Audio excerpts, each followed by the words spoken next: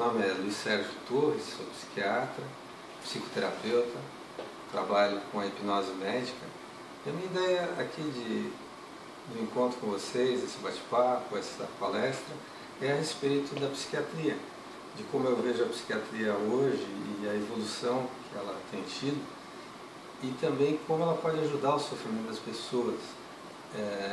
Realmente, nos últimos 20 anos, um pouquinho mais, a psiquiatria como especialidade tem evoluído significativamente no entendimento do funcionamento do sistema nervoso central. Quando eu digo sistema nervoso central, é cérebro, medula espinhal também.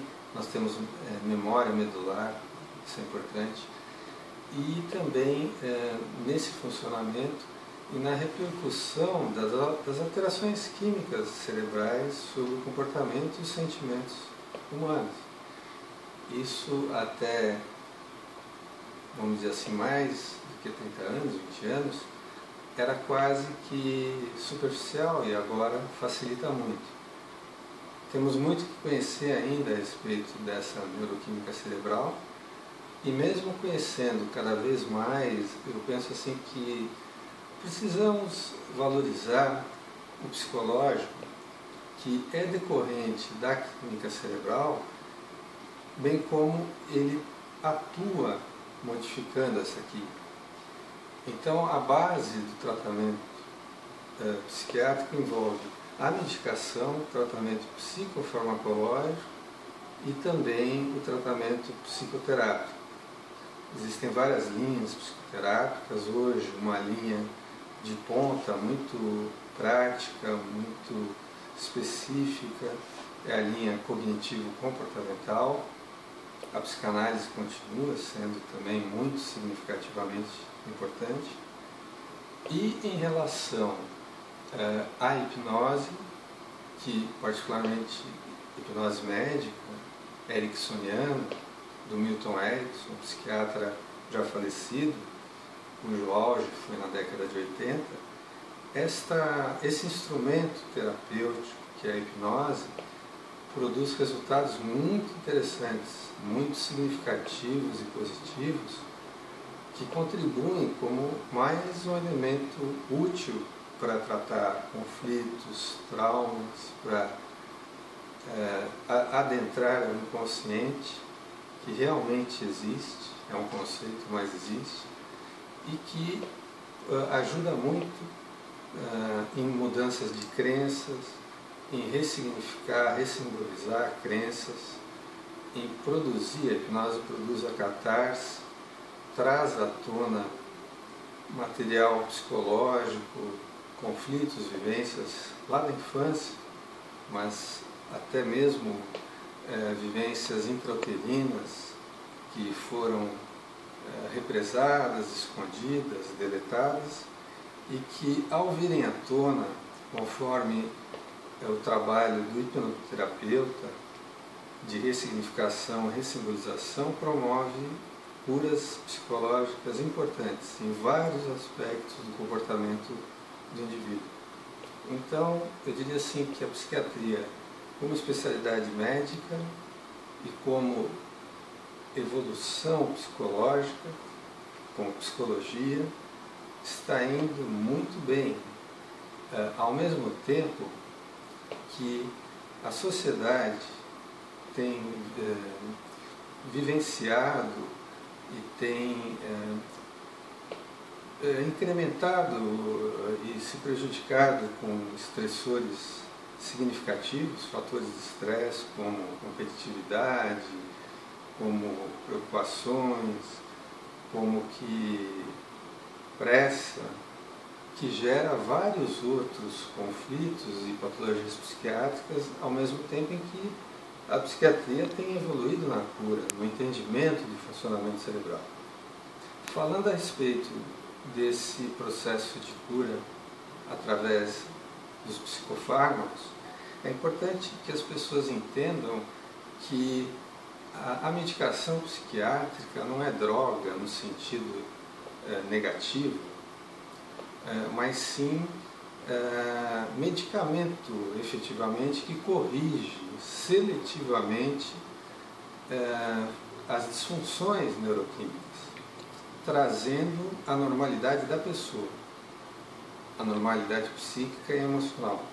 Muitos pacientes comentam, mas eu vou ficar dependente, ou vou ficar outra pessoa em relação a essa medicação? De forma nenhuma. Aquilo que você apresenta de alteração neuroquímica que te leva à depressão, à ansiedade, a transtornos de humor bipolares, a distimia, a transtorno de ansiedade generalizada, a transtorno obsessivo compulsivo que limitam a sua vida, a medicação seletivamente vai corrigir essas alterações neuroquímicas, trazendo a tua normalidade, sem essas doenças. É isso que faz a medicação psiquiátrica. Existem 4 grupos de medicações, 4 ou 5, é que eu não contei, mas eu vou falando, a gente vai descobrir quantos. Os antidepressivos, os antipsicóticos, os estabilizadores de humor, os ansiolíticos e coadjuvantes como hormônios tiroidianos em doses pequenas, enfim, basicamente são esses grupos. E isso proporciona um arsenal terapêutico muito significativo para tratar N doenças psiquiátricas e emocionais. É importante entender que a dependência, que também as pessoas às vezes falam, pô, mas eu não quero ficar dependente desse calmante. Tem razão, existe um grupo, principalmente dos calmantes, benzodiazepínicos, que pode causar dependência, mas tem a sua importância no uso por um determinado tempo. E é uma dependência passível de controle, de retirada gradual, sem abstinência, e que tem uma importância muito grande, principalmente no início do tratamento. Os benzodiazepínicos devem muitas vezes serem usados até que os antidepressivos, por exemplo, façam efeito. Os outros grupos, dos quais eu citei, não causam dependência. Muitas vezes precisamos ajustar a dosagem, aumentar, para chegar no 100% de melhora e de cura.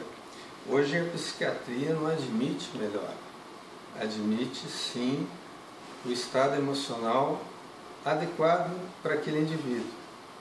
E para chegar nesse estado é necessário um tempo de uso adequado e uma dose terapêutica adequada.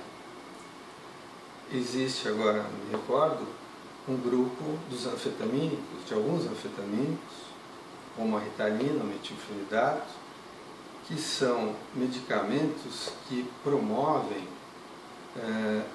a cura, eu não diria, porque não existe a cura do transtorno do déficit de atenção ou hiperatividade, mas promovem a ausência total desses sintomas, sempre que mantida a medicação. Podemos chamar isso de cura.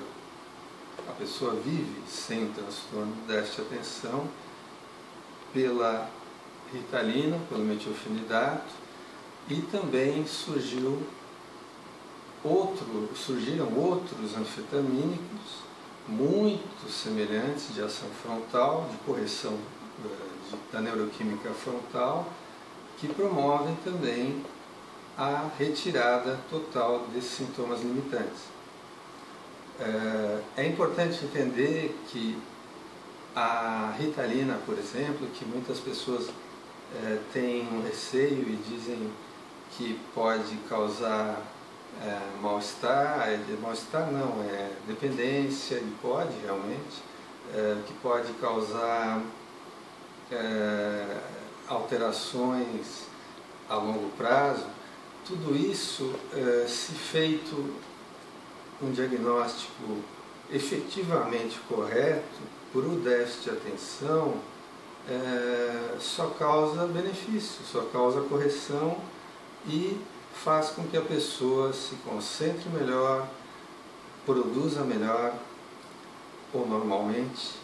Depois podemos falar do conceito do que é normalidade, que é difícil esse conceito. Faz com que a pessoa organize melhor as tarefas, vá até o fim, que disperse menos, ou no caso do subtipo hiperativo, pare com aquela hiperatividade excessiva ou totalmente essa hiperatividade que prejudica também.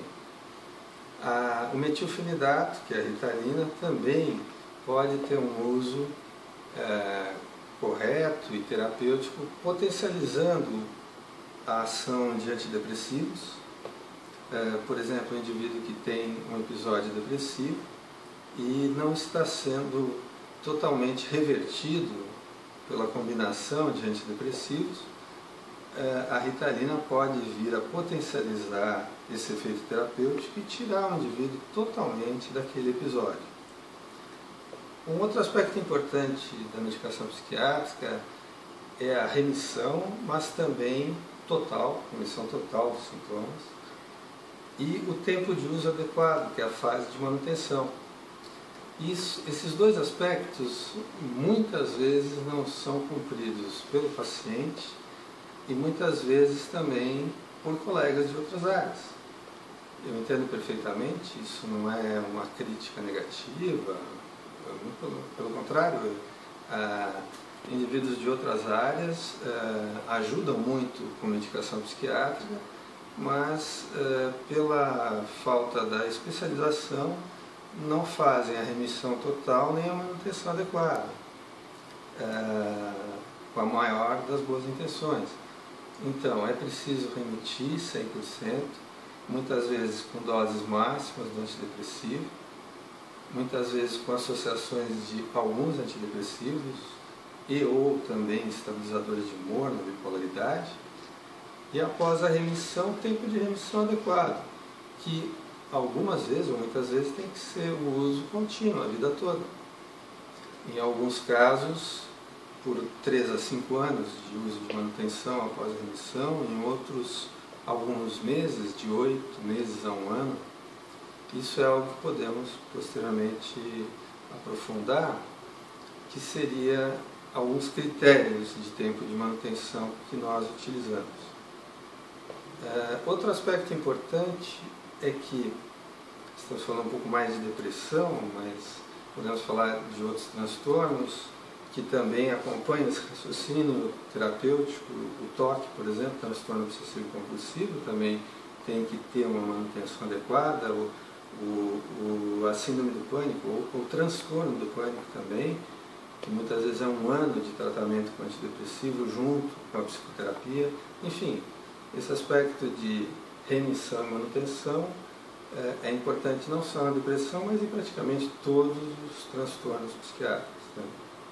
Inclusive nos psicóticos também, que muitas vezes tem que ser o uso contínuo. Na esquizofrenia, por exemplo, é um antipsicótico de uso praticamente a vida toda mesmo. Agora, a questão da psicoterapia, da importância que o tratamento psicológico tem, deve ser muito valorizado. É praticamente, não digo impossível, é muito difícil encontrarmos uma depressão, um transtorno exclusivamente endógeno, ou seja, só de origem neuroquímica. Existem depressões endógenas, mas a grande maioria, não saberia exatamente o percentual, vamos dizer aí 80%, 90%, sempre o aspecto psicológico acompanha,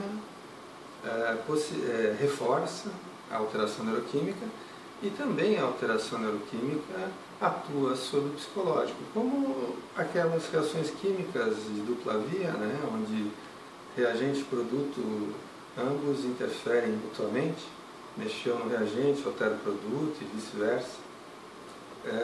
Então é muito importante assim, a valorização do psicológico e entender que o sofrimento mental, emocional, ele é muito complexo e não dá para se desprezar nenhum aspecto. Quando perguntam também a respeito de qual é o maior sofrimento emocional, eu diria que é quase que impossível dizer qual a pior patologia, qual o pior sofrimento. O maior e o principal sofrimento emocional é o da pessoa, é o que a pessoa está vivendo. Esse é o pior. Então, qualificar, quantificar isso é muito difícil. Agora, a grande problemática que existe é que a psiquiatria tem evoluído muito, cada vez mais, no entendimento neuroquímico. Mas, se eu disser uma coisa, muitos vão achar bastante estranho, ou me achar louco, entre aspas. É mais fácil em psiquiatria tratar do que fazer diagnóstico, na minha opinião. Porque o diagnóstico, a grande maioria das patologias psiquiátricas são diagnosticadas por sintomas e sinais, pelo exame psíquico, pela anamnese, a história do paciente, e também pela história familiar e também pelo que a família relata do paciente. É uma soma de todos esses aspectos. Existem exames laboratoriais, exames de neuroimagem que sugerem, por exemplo, uma ressonância magnética pode sugerir, mas não diagnosticar um TDAH, um transtorno de déficit de atenção e hiperatividade. Existem marcadores biológicos de dosagens sanguíneas que também sugerem alguns quadros ou reforçam, mas jamais diagnosticam. Esse é um ponto que é a dificuldade da psiquiatria, mas que eu acredito que no futuro próximo vamos chegar nessa especificidade, nesse encontro diagnóstico mais objetivo. Uma outra questão, além do diagnóstico, é também a comorbidade. A psiquiatria, os transtornos psiquiátricos ou mentais, eles vêm acompanhados geralmente de múltiplos transtornos. E essa comorbidade deve ser bem pesquisada também, que é um grande desafio também. Outro grande desafio é a informação correta do paciente, porque são questões difíceis. Se eu chego para você que está me assistindo, me ouvindo e pergunto, me diz mais ou menos um histórico do seu humor ao longo da vida, se você geralmente teve picos de euforia ou depressão, vai ser muito complicado para você com precisão explicar isso. E eu entendo. Mas a psiquiatria precisa dessa informação e também dessa paciência, tanto do psiquiatra como do paciente. E outra questão importante são as doenças clínicas. A psiquiatria depende do tratamento, do entendimento da clínica médica em geral. Existem vários quadros depressivos relacionados a hipotireoidismo, relacionados à anemia, à hipoglicemia, a processos inflamatórios, infecciosos, a neoplasia, câncer, que precisam ser diagnosticados. Bem como a psicoterapia deve ser feita corretamente e bem com conhecimento técnico apurado, mas para aquela disfunção, para aqueles conflitos. Jamais devemos fazer psicoterapia, por exemplo, para um tumor cerebral. A pessoa pode ter um tumor de lobo frontal, que altera o comportamento, e há o perigo do indivíduo do profissional fazer uma psicoterapia de um tumor cerebral, cuja evolução, algumas vezes, tem 10 anos, e o indivíduo fica numa psicanálise durante 10 anos, sendo dialogado, o diálogo acontecendo com o tumor desse indivíduo. Isso é muito perigoso. É importante descartar doenças neurológicas também. Isso torna a psiquiatria muito ampla, muito complexa, mas importante e interessante. Outro aspecto também são alterações neurológicas de disfunções relacionadas ao funcionamento cerebral, não tanto neuroquímico especificamente, como a epilepsia do lobo temporal, que gera impulsividade, agressividade, oscilações de humor. É importante o conhecimento médico geral para se utilizar da psiquiatria corretamente. Em relação à normalidade, à cura, no momento está restrita a isso, psicofármacos e psicoterapia. Mas a psiquiatria tem evoluído a tal ponto que está adentrando a um campo cirúrgico, neurocirúrgico. Por exemplo, existem transtornos como o TOC, transtorno obsessivo compulsivo, que essas etapas, medicamentosa, psicoterapêutica, não dão conta, toques refratários, onde a eletroconvulsoterapia ou a ressonância, os estímulos magnéticos, que é uma nova abordagem, não dão resultado algum e que é necessário a cirurgia do lobo temporal para a remissão desse toque, uma neurocirurgia. Isso é muito interessante, torna a especialidade muito ampla em vários aspectos. Dificulta, mas com o aprofundamento desse conhecimento, a vida emocional das pessoas se torna bem melhor, bem mais satisfatória. Não só a vida emocional, como também a qualidade de uso dos potenciais pessoais, que as doenças emocionais realmente impedem ou limitam profundamente. Um exemplo específico que eu acho interessante, hipotético, se o Albert Einstein ele sofresse de uma distimia, que é uma depressão leve, crônica, ou estivesse numa condição distímica, tenho absoluta certeza que nenhuma teoria iria surgir, apesar do nível de inteligência tido como genial, de genialidade. A saúde emocional, ela influi em todos os aspectos da vida e na balança, colocando comparativamente, não é necessariamente, geralmente não é compensada pelo intelecto, pela razão. Inclusive, eu diria assim que a doença emocional, ela prejudica, ela faz um indivíduo parecer um deficiente mental, faz parecer uma pessoa de QI muito baixo, de inteligência muito baixa, porque afeta significativamente a parte cognitiva, conativa e comportamental. Basicamente, no primeiro momento, em resumo, eu penso que é isso que é importante falar. E, para dar um fechamento nesse primeiro momento do nosso encontro, é a questão da importância e valorização do emocional por todos nós. Por quê? Porque o emocional, na minha vivência psiquiátrica, é o carro-chefe da nossa vida. É o principal carro-chefe. Ele influi no físico de uma maneira global e no psíquico, obviamente, que significativamente.